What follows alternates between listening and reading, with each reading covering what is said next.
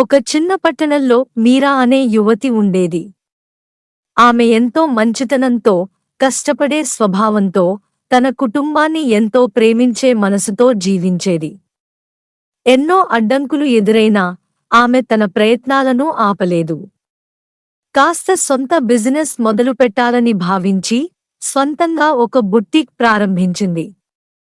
కొద్ది కాలంలోనే అది అద్భుతమైన విజయాన్ని సాధించింది. అయితే అందరూ ఆమె విజయాన్ని అందంగా చూడలేదు. ముఖ్యంగా ఆమె మేనమామ కుటుంబం. మీరా ఎదగడం వారికి అసూయగా అనిపించింది. మీరా స్ట్రగ్లింగ్లో ఉన్నప్పుడు వారెవరూ పట్టించుకోలేదు.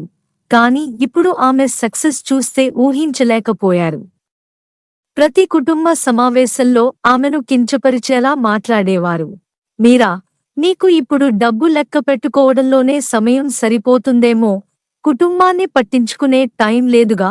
ఈ విజయం నువ్వు సాధించినది కాదు, అదృష్టంతో వచ్చిందే. చూద్దాం ఎంతకాలం నిలుస్తుందో. మీరా వారి మాటలను పట్టించుకోలేదు.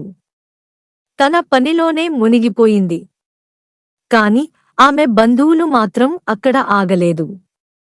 ఆమె మీద నేబర్హుడ్లో నెగటివ్ రూమర్లు స్ప్రెడ్ చేయడం మొదలుపెట్టారు. మీరా చాలా గర్వంగా మారిపోయింది. వెళ్ళి వచ్చిన ఉప్పుని మింగలేం అని చెబుతూ ఆమె బుట్టిక్ మీద చెడు పేరు తీసుకురావడానికి ప్రయత్నించారు. ఆ అసూయ ఇంకా పెరిగి ఆమె మేనకోడలు రియా మరింత ఘోరమైన పని చేసేందుకు సిద్ధమైంది.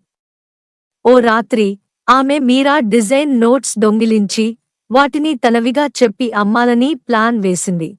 కాని ఆమె కోసం కర్మ సిద్ధంగా నిలిచింది. మీరా కస్టమర్స్ అసలు డిజైన్ను గుర్తించడంతో రియా మోసం బహిరంగమైంది. అంతా తెలిసిపోయాక కూడా మీరా ఎవరినీ కక్ష పెంచుకోలేదు. ఆమె విజయమే ఆమెకు సమాధానం చెప్పేలా ఉండాలి అని అనుకుంది. చివరికి కుటుంబం అంతా మీరా నిజాయితీని అంగీకరించాల్సిందేనయ్యింది.